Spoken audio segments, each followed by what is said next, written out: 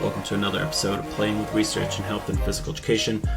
Today we continue on the whole school model, discussing it very similar to what Aaron Centeo's podcast was about, and also continuing this trend of highlighting some of our very recent graduates like Gabriella McLoughlin from Iowa State University.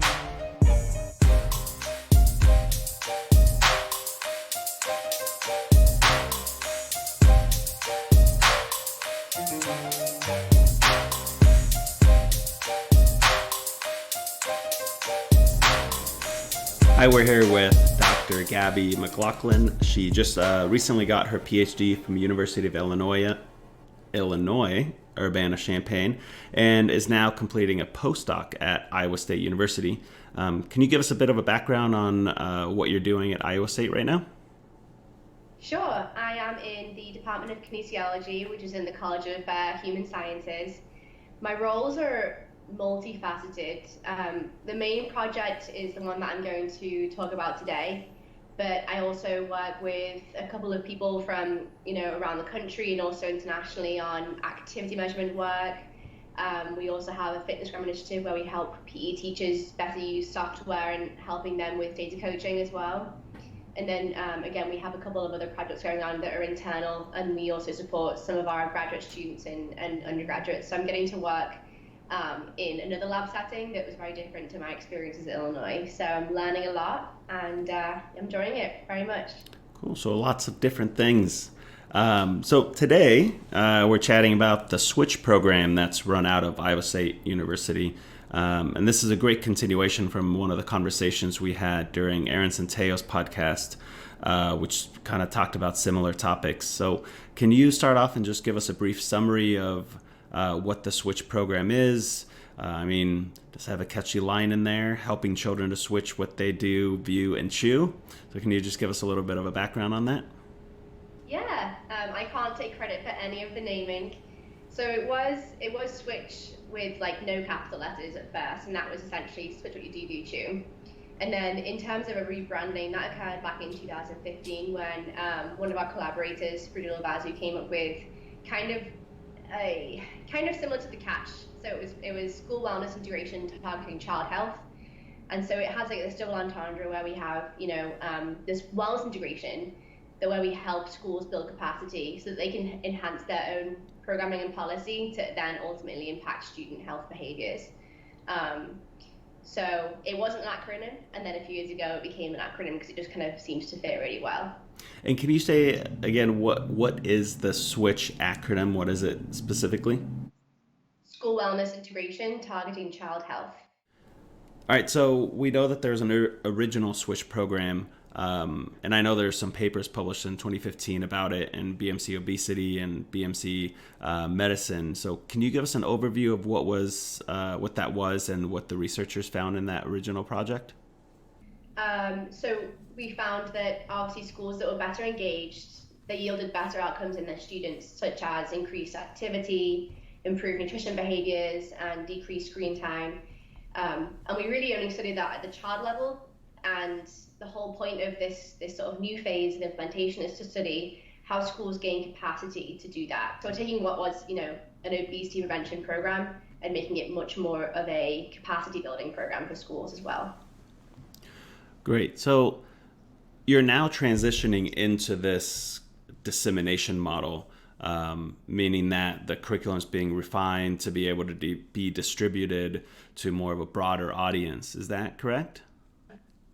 Yeah, I would say that we trying to focus on less of a curriculum and more of a comprehensive set of resources, because in order to disseminate to more schools, we need to understand, and from a teacher's perspective, you and I both know that what works for one school does not work for the other. So we really don't push the idea of a set curriculum. We push the idea of these are the resources that we have, these are the modules that we've made for you in terms of the PE setting, the lunchroom, the classroom. But it's up to you to use what you think is best for your school. If you don't follow this to the absolute T, we want to know about it. Okay, we measure that as in our implementation measures. So in terms of disseminating this, the main change that we've used to disseminate the project is through our USDA NEFA grant.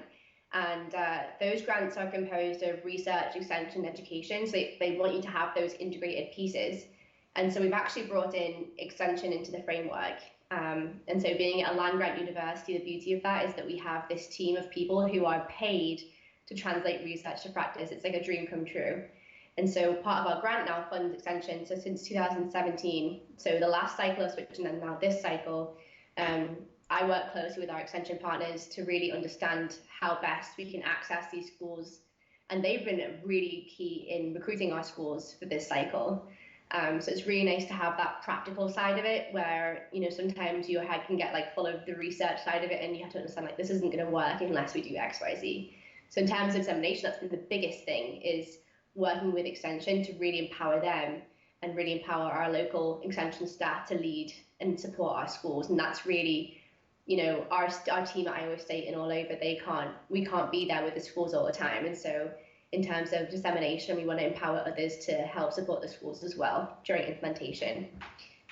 So I say that the curriculum, the key facets of the curriculum haven't changed that much, but we've definitely broadened and made our lessons more flexible and really made it so that we're giving resources and not just like this 12-week box curriculum, if that makes sense. Yeah, I think that makes a lot of sense. And I think that looking at, all the different factors of what equipment's available and the culture of the school and the breakdown of the students and the socioeconomic status, there's so many different factors that go into it that you can't do a one size fits all. So I love the autonomy that you give.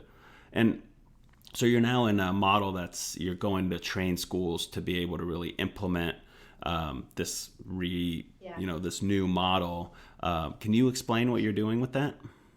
Yeah. So in fact, it's a good time because we've just finished finalizing our modules. So the schools, essentially, we ask that when they sign up, they are tasked with assigning a core team. And that core team is 3 people from that school who are going to be those change agents. And it's not just falling on one person, although sometimes one person takes the lead in communication. And we really encourage and emphasize the importance of a diverse core team. So not just getting, your 4th and 5th grade teachers, but getting the lunchroom staff involved, the admin, the PE teachers, everyone who really is going to come into contact with that intervention and really be asked and supported to use these materials. We want that representation in the core team. And so what they do is they send some information, we get all the forms sorted out. And then this last week and then this coming week, our team is giving them a pre-conference webinar. So these are things to expect. These are the things that we want you guys to be getting done now in this semester. Get support for your administration. We pay their substitution teachers, so they get a whole day to come to the convention, and we pay for their gas and hotels if they're coming from far away enough.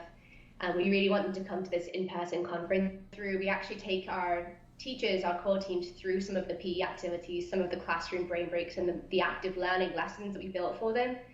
And the really cool thing is when we have meals like breakfast and lunch, we actually model the smarter lunchrooms movement with our conference attendees. So things, really simple concepts that are built from the smarter lunchroom, such as putting your plain milk in front of chocolate milk, putting fruit and vegetables by the cashiers so that you can pick one up before you check out, and really kind of emphasizing and promoting healthy nutrition behaviors.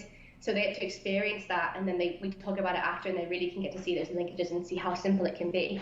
So really just having that experiential learning for them so that they're not like sitting in a convention center watching a PowerPoint. It's more about experiencing it. Schools complete this school wellness environment profile.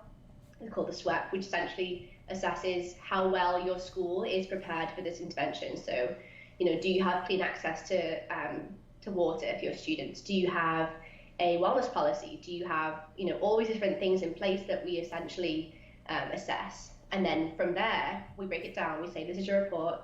These are the strengths of your school, and these are the weaknesses. And so we use data from their school environment to help drive what main areas they wish to focus on. And so they can target. So let's say, for example, they have a really small space for recess. What can we help them strategize and do to enhance recess activity? What can we do in terms of indoor recess? And there's just key areas of that school environment because they can't change everything, and that's just too daunting for them. So again, having that more individualized approach really helps them to see, like, okay, well, these are our 3 main, like, we've got to work on these areas. and the rest is a bonus, so that's kind of what we do with those in the fall. And it's really ongoing until they hit implementation, and then it's more about rolling out, getting the students excited, and then it becomes implementation. So it's kind of like this training implementation cycle that we have built in there.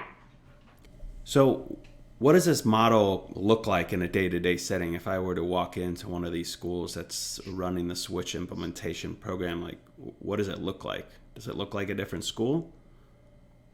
Well, that's a great question. I think that it really depends on how well the school's invested. You could walk into a school that we call like a high implementation school. You can walk into a school that's kind of on the lower end, they're kind of having a hard time getting started. And so what we want to see in terms of a high implemented school is this consistent messaging about Switch. And so, whether it's, we have cycles of do, view, chew, right? So like the first 2 weeks are all about movement, all about activity. And then it changes to the next 2 weeks, so weeks 3 and 4, that's view week. So essentially trying to think about how do I minimize sedentary time and minimize screen time and get more active, with the context of now we can put this extra influence in there of screen time and things that we do that are not that great for us, and how can we change those behaviors.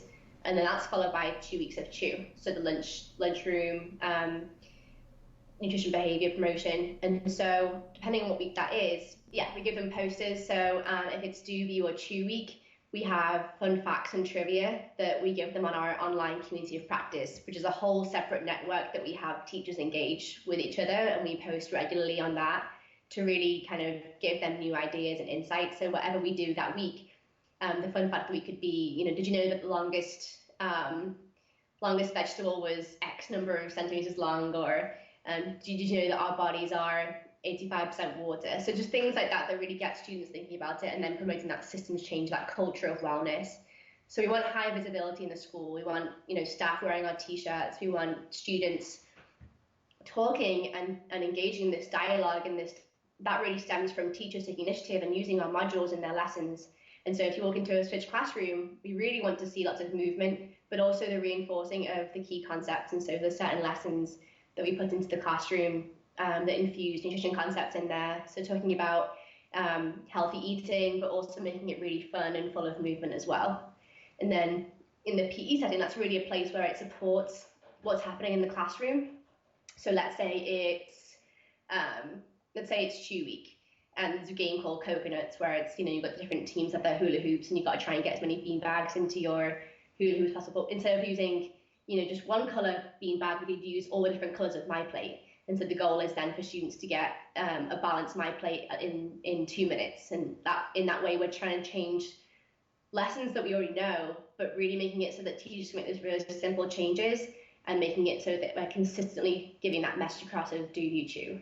And so we're really hoping that teachers take on these lessons in a way that blends into their curriculum, does not impeach on their curriculum, but it also supports what they're trying to do in terms of wellness promotion. And then in terms of lunchroom, some of those concepts we'd like schools to be doing, we give lunchroom posters, right? So they have lunchroom trivia, they have questions to ask students, they have fruits and vegetables tasting that we try and encourage them to do. They have potentially someone comes in and talks about different healthy eating behaviors. Maybe it's the extension staff member that's there to support them that day. But we really want this kind of culture of wellness infused in the school, because it's really the environment that drives that student's behavior. Unfortunately, no matter how much knowledge we give them, they aren't going to always change that behavior unless the environment suits that change. And so we really want to make sure that we aren't forcing these changes on them, but we're more facilitating those changes, if that makes sense. Yeah. So it seems like you have, like, you're giving them all the tools to succeed, and it depends on the champions at that school if they are a high implementation school or not. And as I understand, last year, so in 2017, you had an evaluation of this project. And can you give us an overview of what happened? What did you find? Yeah, so I'll just quickly talk about the key implementation measures, because we assess implementation using a checkpoint survey, and we give that to core teams at week 3, 6, 9, and 12. And so that assesses how many times they used the modules, how many times they used activity breaks, how many times they actually had students track their behavior online in the classroom setting, which is where we asked them to do that. How often do they change the fun facts on the posters? How often do they engage with parents? And how often do they meet as a core team? And so those items, we score those on a scale of, it was on frequency, and so we generate a mean score, a composite score off of that, and that is our measure for implementation at the school level. And then for the child level, we look at their tracking percentages for each week of switch. So each of those 12 weeks, they're tracking their behavior. So if it's a do week, they're tracking activity. If it's view, it's minutes of screen time. And if it's chew, it's how many fruits and vegetables do you eat. We're less concerned about them being accurate and honest in that 12-week period, because we know that sometimes it's really hard to estimate your activity. I don't know how much activity I get in a day, but just the act of monitoring your behavior and setting goals is really what we're interested in. And so we noticed a really interesting time by implementation effects, such that the students with the higher trackers, by the end of switch, by the beginning of switch, they weren't that much different, but by the end of switch, there was a really significant increase in their activity, and it was over 5 minutes, and that's 5 minutes per day, which is really useful for us to think about that as, it could be something simple as walking to school, or as simple as playing extra game with your parents or siblings in the garden. So that was a real win for us, especially because we're not really intervening with them in particular. It's the school level, and that's trickling down into the students. We can teach kids these skills that we use when we look onto, our Fitbit, or we look at like MyFitnessPal, we track our behaviors. It shows that, if we give students age-appropriate tools, they can use it and they can still benefit from this implementation effect. So that was really cool for us to see. So did this program have success, and did it work when the program was left to the schools to start implementing? Well, I think success is defined very broadly, isn't it? So I think that on many levels it did have success. I think that on the whole there are certain things we can improve upon, but if we look at some of the really hard outcomes, did students engage in more activity? Did they report more activity? That's a yes. And did we see increased capacity through the SWEP tool in schools? We did see that. So we're seeing that schools are becoming more and more prepared to deliver these programs. And in terms of leaving the program to the schools, they were kind of on their own from the beginning. So we can't say for sure if when we intervened and we're really involved with the teachers and kids on site in the school building, and then we left, did it work? Because we never really intentionally set it up that way. We felt like if we did that, then it would be even more difficult for the schools to thrive on their own. So from the beginning, it was very much, these are our resources, these are the things that we want to help you with, and these are the goals that we expect that you're going to accomplish. And these are the evaluation pieces. And the day, like, they see it as a practical intervention, right? They don't really care about the research, but we tell them, in order to increase our funding and to really support you better, we need to know how it works. And so they're really, really sort of open to those calls that we have with them and the surveys and the different pieces they sent us. So I think that from the get-go, we can't say for sure that it worked better when we left it to them, but it worked overall in terms of us giving them that autonomy and freedom. So I would say it's doing really well, and we're always improving. I think that one thing that we want to make sure we do this year more intentionally is saying to them towards that end, when we have our final sort of checkpoint calls, is saying, okay, so you've got all these programs that have started and you've improved these areas of the school, and that's great, but what about your policy? Because unfortunately, if some of these teachers leave and that turnover happens in the school, those programs might die. But the policy itself, if the school really adheres to its wellness policy and its programs, those programs will live on. And so we really want to make sure that they understand that this, while some schools, and I say some, I mean a lot of schools, don't really know they have a wellness policy, we want to make it very intentional that this is really the main outcome to ensure that they can keep this program going and that they can keep infusing it. Because let's say one teacher starts a running club, but in their policy, there's nothing about having any kind of strict activity breaks before or after school, and that teacher might leave. Well, then who's going to keep that going if there's no one really telling them that it's important to do that? And we don't really want them to be forced to do it. It's up to them. It's really, we want to empower them. But if there's something really driving that, or really saying like, this is what we did before and this is what we're going to do from now on, this is our collective buy-in, we are committed to this, then we have an issue, right? So I think that one of the things that we want schools to do is really make that move to start putting these programs into policy, and that would hopefully help them sustain them more. So I think that was pretty much our main piece. Yeah, so basically the future steps are to continue working with schools, teaching those schools how to work more in the policy piece as well, and not just implementing with the people who are currently there, really changing the structure of the school. Yeah, exactly. Yeah, and the other key changes, in 2017, 18 to this last year just gone, we had about 25 schools, and then now we have 50. And they are across, I think, 40 of the 99 counties in Iowa. I never knew there was 99 counties, and so now we are having to depend even more on our extension staff. And so now what we've been doing is we've been training them a separate training before we even bring our schools on campus.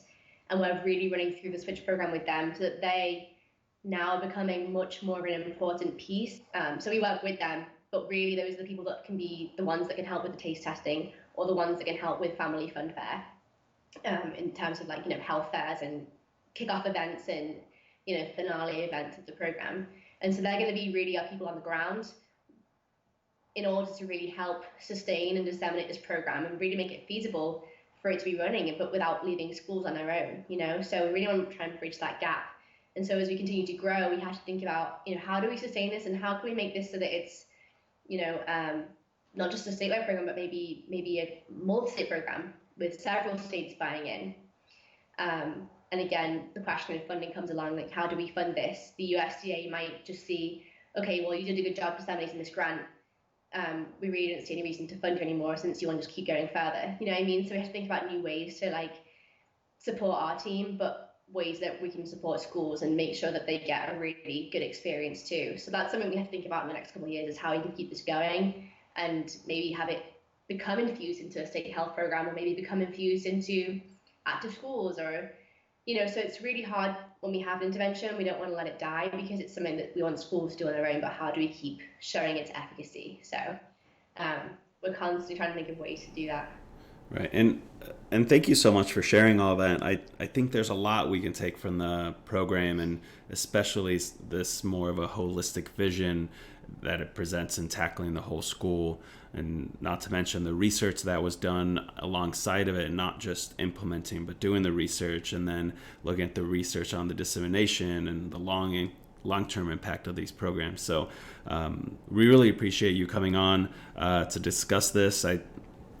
We're going to link a few papers and some of the presentations that you've presented, or the groups presented at Shape America, about the Switch program. So in the podcast notes for those who are interested. Thanks again, Gabby. I really appreciate your time. Thank you.